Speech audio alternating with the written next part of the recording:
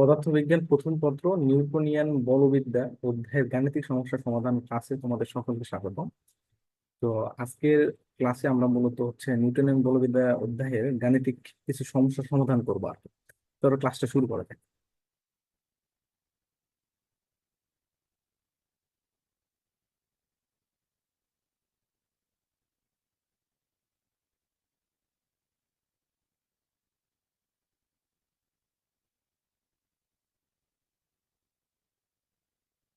আচ্ছা, প্রথম কোশ্চেনে বলছে 10 গ্রাম ভরের একটা বুলেট 300 ms/1 বেগে এক টুকরো কাঠের মধ্যে 4.5 সেন্টিমিটার প্রবেশ করে থেমে গেল। এখন বলছে বাধা দানকারী বলের মান নির্ণয় করো এবং ওই দূরত্ব যেতে বুলেটটির কত সময় লেগেছে আর কি।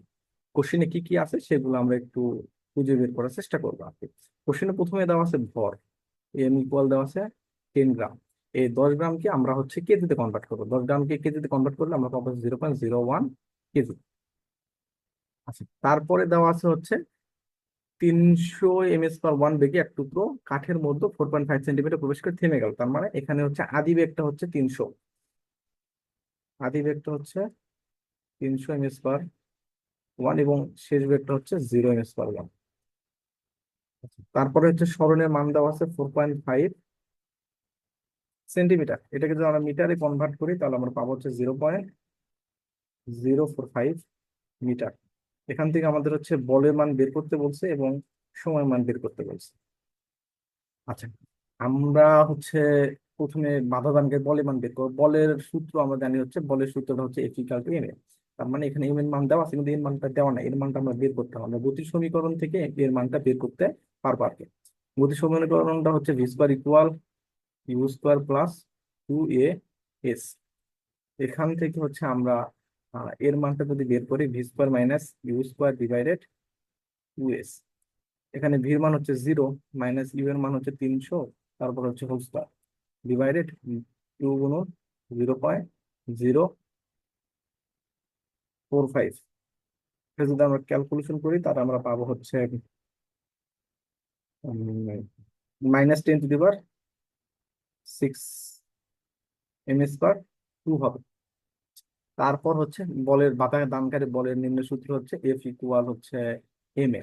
এখানে এম এর মান কত দেওয়া আছে? এম এর মান দেওয়া আছে 0.01 কেজি ইন্টু এর মান কত পাইছি, -10⁻⁶।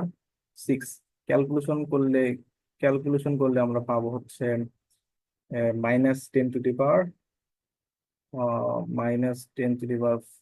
নিউটন। আচ্ছা, এখানে যে বলের মান নেগেটিভ আসছে, নেগেটিভ মান দ্বারা বোঝাচ্ছে এটা একটা বাধা দানকারী বল।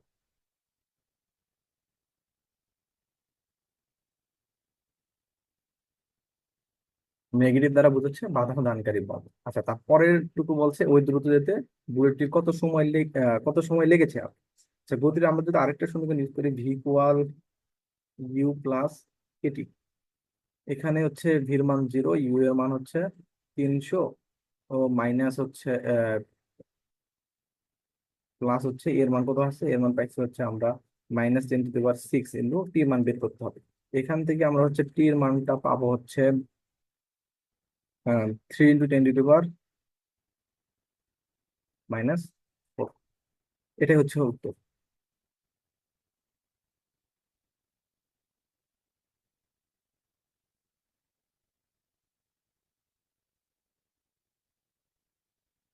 আহ এখানে বলা আছে সমত্বরণে 3 কেজি ভরের একটা বস্তু 5 সেকেন্ডে ও 6 সেকেন্ডে যথাক্রমে 0.18 মিটার এবং 0.30 মিটার দূরত্ব অতিক্রম করে। এখন বলছে যে ক্রিয়াশীল বলের মান নির্ণয় করো। আমরা শুরুতে কোশ্চেনে কি আছে সেগুলো বের করার চেষ্টা করবো। এখানে দেওয়া আছে প্রথমে ভর।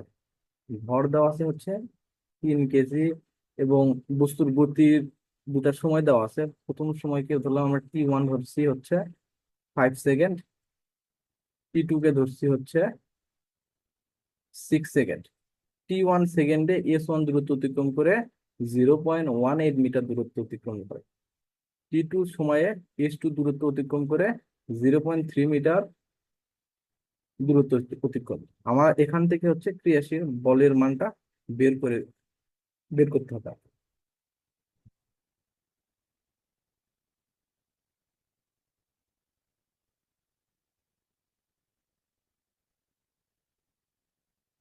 এখান থেকে হচ্ছে আমাদের বলের মানটা বের করতে হবে। আচ্ছা, আমরা জানি যে টি-তম সেকেন্ডে অতিক্রান্ত দূরত্বের সূত্র হচ্ছে s equal u plus half a into two t minus one. এই সূত্র ইউজ করে আমরা এই ম্যাথটা সমাধান করার চেষ্টা করবো। আচ্ছা, শুরুতে হচ্ছে এস ওয়ান দূরত্ব অতিক্রম করে S U plus half a into two টি। টি কত? টি হচ্ছে 5 - 1।